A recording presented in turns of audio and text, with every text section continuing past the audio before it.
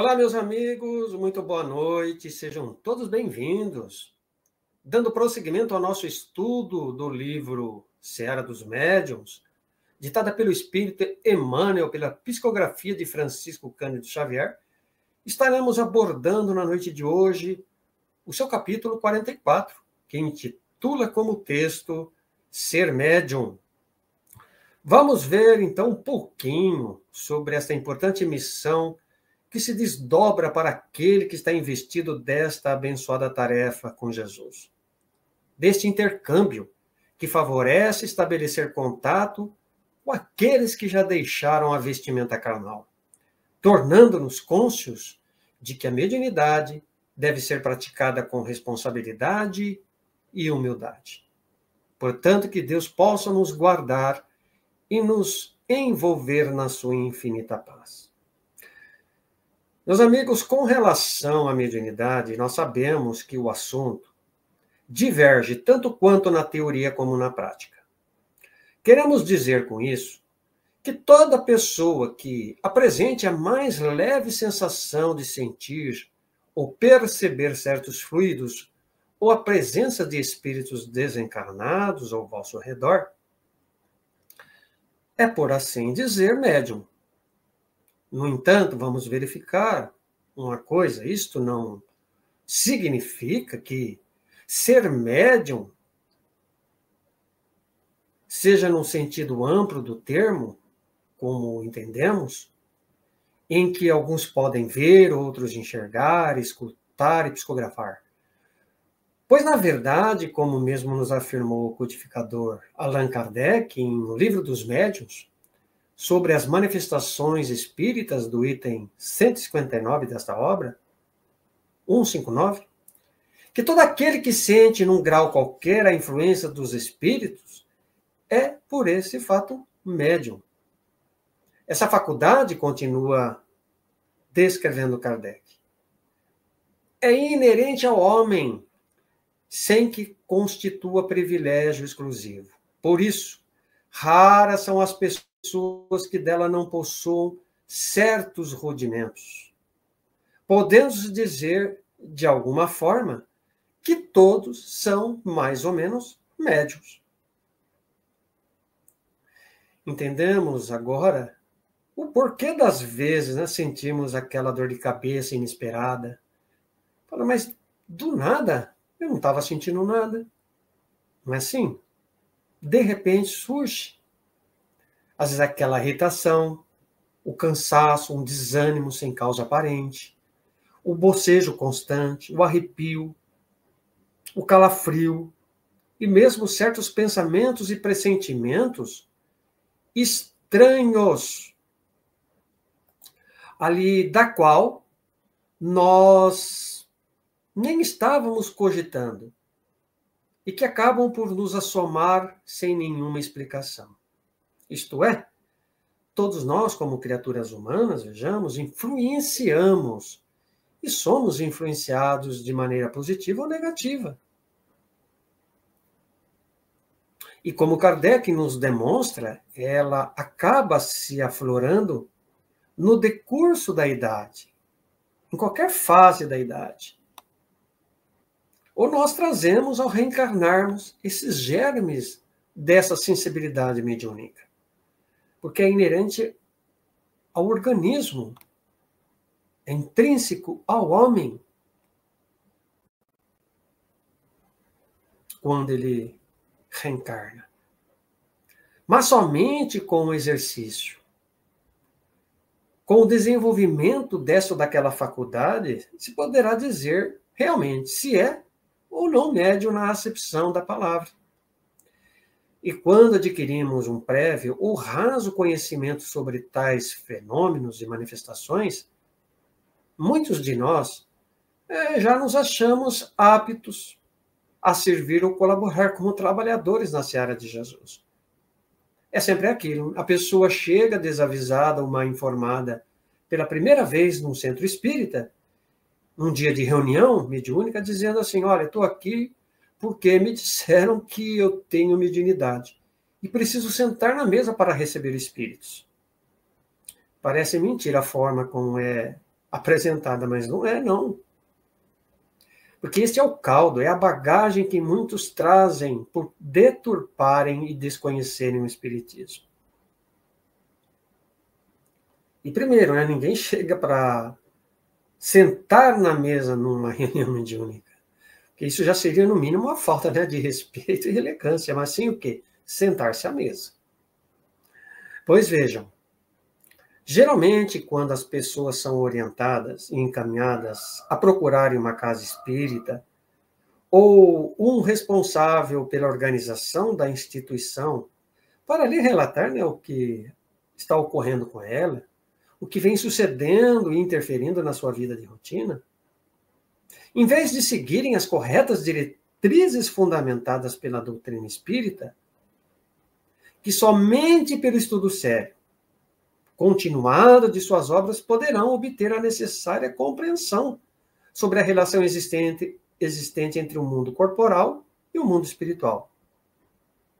Então, muito dessas pessoas, desses indivíduos, estão mais preocupados com os fenômenos que a envolvem do que propriamente com os estudos, para que se aperfeiçoem, se tornem melhores, instrumentos mais aptos. Então, ficam indiferentes a tudo isso, preguiçosos muitas das vezes, preferindo o doce far niente, a expressão italiana, né? Que é o doce prazer de nada fazer para se melhorar, instruírem-se moralmente e intelectualmente. Então, condicionadas invariavelmente a esse estado de expectação, sem interesse de mudança, acabam, então, transferindo toda a responsabilidade de trabalho à espiritualidade superior, imaginando erroneamente que serão eles, vejam, que serão os espíritos que deverão suprir, guiar todas as nossas falhas e necessidades, sabendo até, por conseguinte, tudo o que ocorre a nosso respeito, onde acabam exercendo a mediunidade, como se diz, a seu modo, ou a moda da casa, como muito também se diz. Sem antes mesmo tomarem conhecimento de uma preparação mais profunda, teórica, imprescindível, o que nós chamamos, dentro das casas espíritas,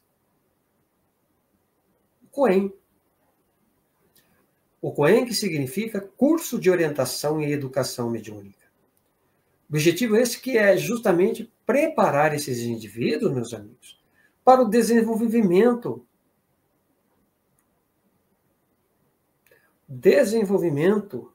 e a prática da mediunidade de forma consciente e segura. Ser médium, portanto, na acepção do termo, é uma tarefa grandiosa, muitas vezes árdua também, que além da entrega sacrificial a que se destina o mediador, que é o médium, deverá também ela ser exercida de forma humilde e desinteressada, onde frequentemente, até mesmo o médium mineiro Chico Xavier, ele costumava dizer durante suas entrevistas, vejam que era o Chico, que era dotado de inúmeras faculdades. Olha, ele falava assim para quem o entrevistava, os livros e cartas que eu escrevo não são obras minhas, mas sim dos espíritos que a ditam. Sempre, então, Chico atribuindo a autoria aos amigos espirituais, não a ele. Eles que se comunicavam através dele. Como Emmanuel fazia, como André Luiz, Dr. Bezerra de Menezes, dentre outros guias espirituais. Então, o texto em questão a que nos propomos estudar hoje, refletir, apresenta justamente a situação daqueles tarefeiros a serviço de Jesus. Acostumados e equivocados, muitas das vezes, quanto aos verdadeiros preceitos do nobre compromisso que abraçaram, sem se darem conta que, da mesma forma que Deus lhe confiou a sagrada missão, também poderá ser suspensa ou mesmo retirada, como nos ensina Kardec em suas obras, no Livro dos Médiuns. E isto quando não traz um gravame ainda nocivo para os médiuns. Quando se deixam o quê? Levar pelas paixões vis. Os ciúmes, o orgulho, a vaidade, a prepotência, a arrogância, causa de muitas perdições e de processos obsessivos que engendram para si mesmas. Portanto, meus amigos, Emmanuel nos presenteia a bela lição dizendo assim, é o texto que nos referimos na noite de hoje. Abraçando a mediunidade, muitos companheiros na Terra adotam posição de absoluta expectativa, copiando a inércia dos manequins. Concentram-se mentalmente e aguardam imóveis, nulificados, manifestação dos espíritos superiores, esquecendo-se de que o verdadeiro servidor assume sempre a iniciativa da gentileza, na mais comezinha atividade doméstica. Então, o nobre benfeitor espiritual quer nos dizer que, apesar, né, das faculdades que nos são outorgadas, o médium não está isento de participar, de empenhar-se com severa disciplina, respeito e humildade nas funções a que está atrelado, cumprir santamente. Porque o médium, ele não pode se anular diante daquilo que ele está investido, esperando que os espíritos façam tudo por ele.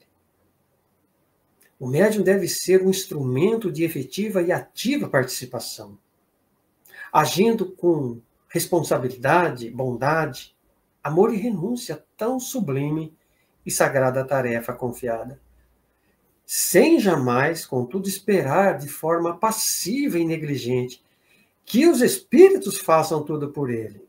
Repetindo aqui. Então, essa foi a razão da qual Emmanuel, quando então questionado por Chico Xavier, certa vez, até aquela passagem, que às vezes já ouvimos dizer, né?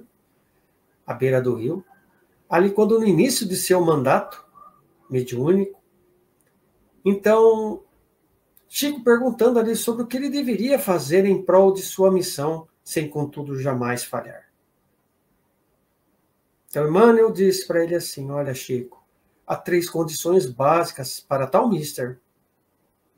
Então, o bondoso Chico indagou, mas quais então seriam? Primeiro é disciplina, Chico. E a outra condição, voltou-lhe perguntar? Disciplina. E a terceira? Arrematou Emmanuel. Também disciplina.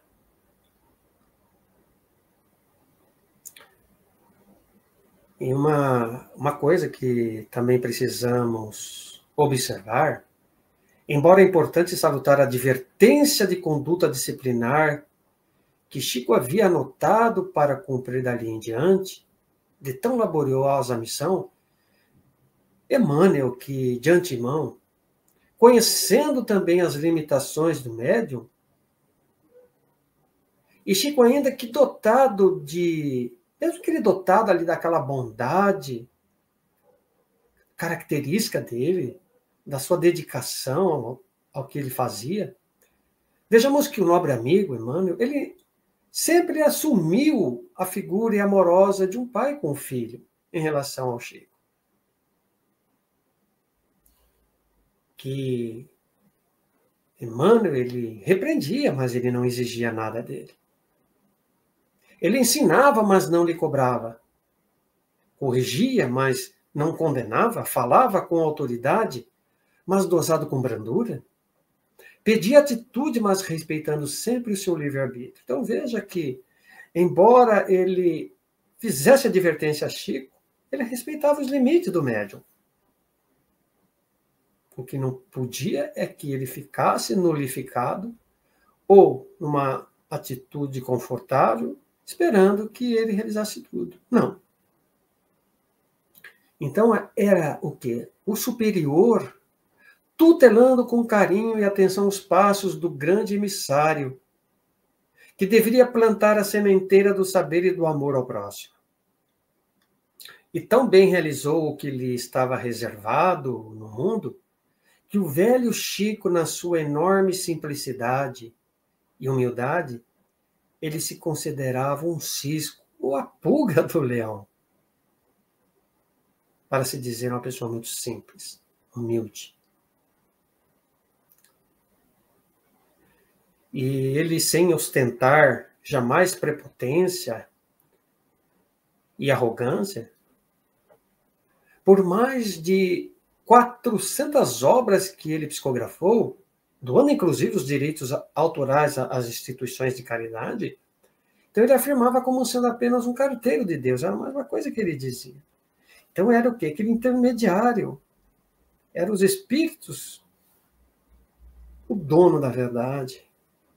Ele era apenas intermediário.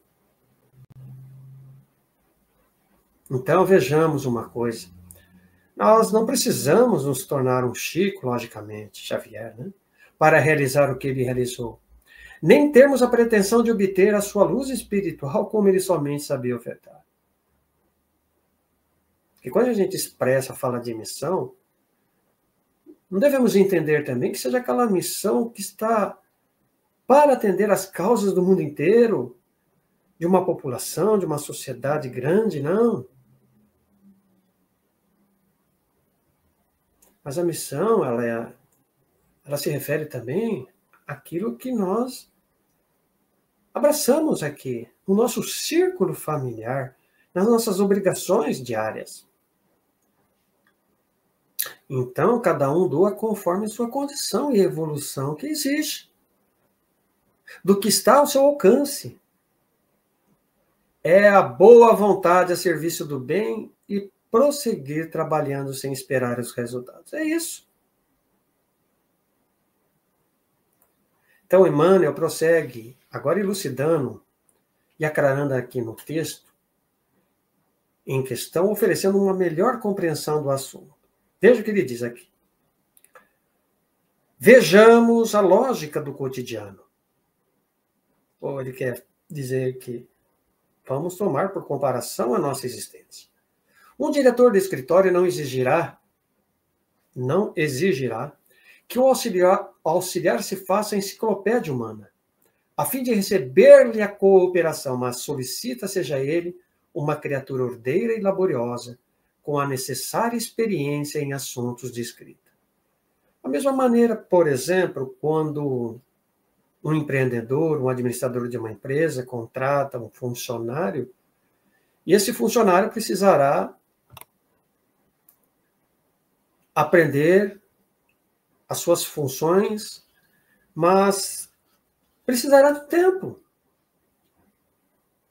Ele não poderá se fazer conhecedor de tudo que a empresa espera e exige de um dia para o outro. Mas que ele se dedique, que ele se empenhe, que mostre boa vontade para realizar aquilo que deve lhe promover e ajudar no crescimento da empresa. Outra coisa, né, que Emmanuel nos diz, aqui na lição, ele fala assim, que o médico ele não reclamará do enfermeiro uma certidão de grandeza moral para aceitar-lhe o concurso. No entanto, ele contará, seja ele pessoa operosa e sensata, com a precisa dedicação aos doentes. O proprietário de um ônibus não se servirá da atenção do farmacêutico em sua oficina, mas procurará um motorista que não apenas saiba manobrar o volante, mas que o ajude também a conservar o carro. E o farmacêutico, a seu turno, não se utilizará da atenção de um motorista em sua casa, mas procurará um colaborador que não apenas saiba vender remédios, mas que o ajude também a aviar as receitas. Cada trabalhador, continua ele, permanece em sua própria tarefa, embora a interdependência seja o regime da vida apontado a todos. E ele finaliza dizendo assim: ser médium é ser ajudante do mundo espiritual. E ser ajudante em determinado trabalho é ser alguém que auxilia espontaneamente, descansando a cabeça dos responsáveis. É por isso que tem empregados. É por isso que o chefe confia a tarefa ao seu subordinado, para que ele realize, senão não precisaria pagar, né? Nós não recebemos, logicamente, pelo serviço da mediunidade, mas recebemos as bênçãos, a graça do trabalho exercido com amor e caridade. Então, se não podes compreender isso, continua Emmanuel, observa o avião. Sim, o avião. Por mais simples seja ele, tudo é amparo inteligente e ação maquinal no comboio aéreo. Torres de observação esclarecem-lhe a rota e vigorosos motores garantem-lhe a marcha. Mas tudo pode falhar, se falharem o entendimento e a disciplina no aviador que está dentro dele. Então, esta interdependência é necessária. Não só deve contar com a habilidade daquele que administra uma empresa. Nem só pode contar individualmente com aquele que colabora, que é o colaborador nas atividades diárias do trabalho. Então é preciso somar para concretizar a termo aquilo que se espera. Então, para que o bom servidor esteja disposto ao trabalho na seara de Jesus, quanto aos propósitos da Santa Mediunidade, meus amigos, é imperioso atender orientações preciosas no cumprimento adequado desta tarefa. E são anotações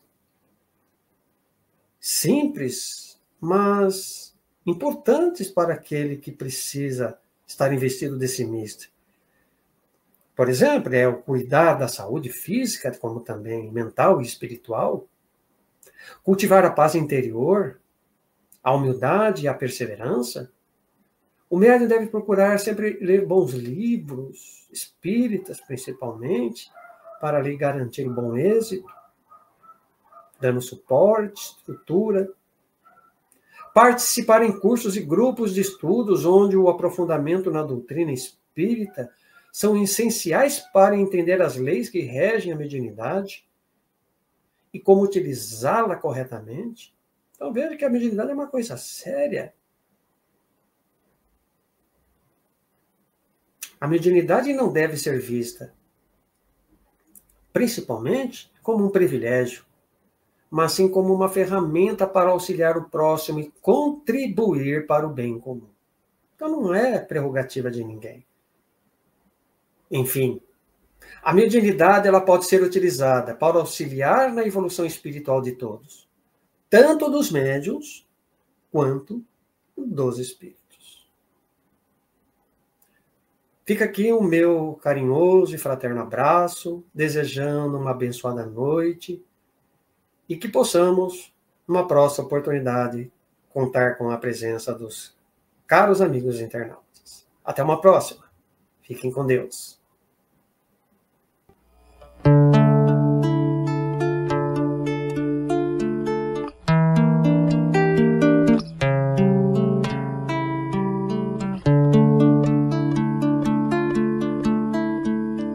Um leve perfume de flores, momento de oração e de asepsia, amparados por seus mentores, labora a sombra do amor de Maria, UTI a meia luz, dirigente com seus médios sintonizados, fraternidade com Jesus, ambiente pronto, hospital preparado, esclarecedores, deem passe em seus medianeiros, dispersivos, concentradores longitudinais. E sob as bênçãos do Senhor rendamos glória ao Pai eterno. Não há alegria maior para o céu que esvaziar o inferno.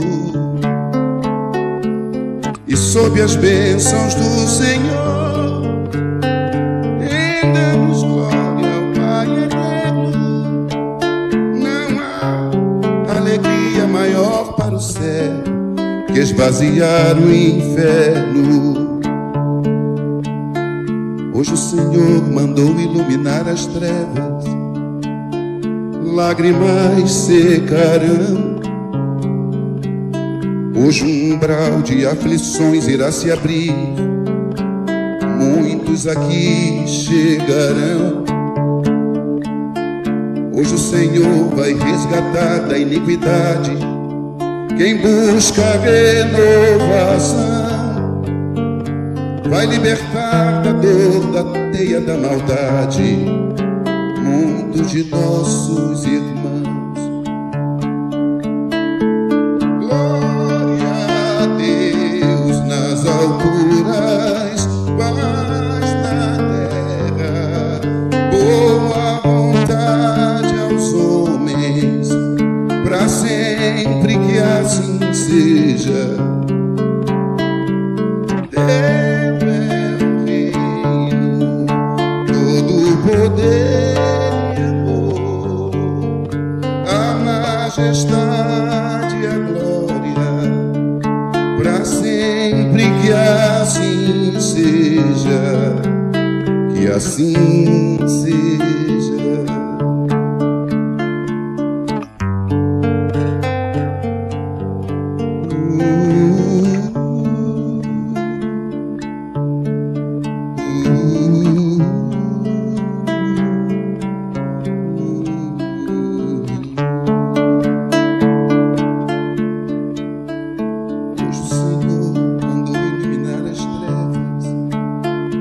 Lágrimas secarão. Hoje um umbral de aflições irá se abrir, muitos se levantarão. Hoje o Senhor vai resgatar da iniquidade quem busca renovação, vai libertar da dor, da teia da maldade muitos de nossos irmãos. Glória a Deus nas alturas, paz na terra, boa vontade aos homens, pra sempre que assim seja. Teu é o reino, todo o poder,